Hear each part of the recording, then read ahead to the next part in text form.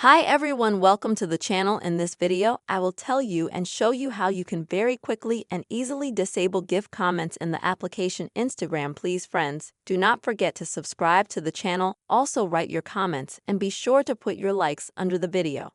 So let's get started. If you don't like being left comments as GIFs under your posts or reels, it's very easy to turn them off.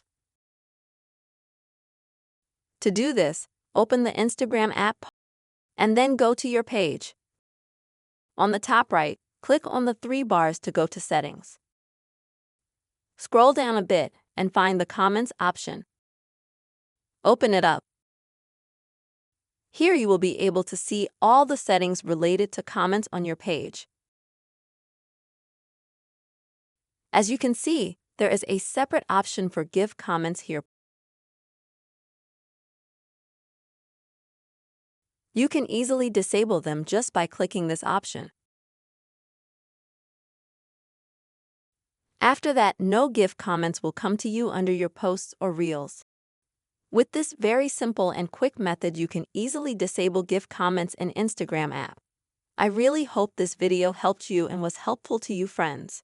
Please don't forget to like and comment and also be sure to subscribe to our channel. See you soon.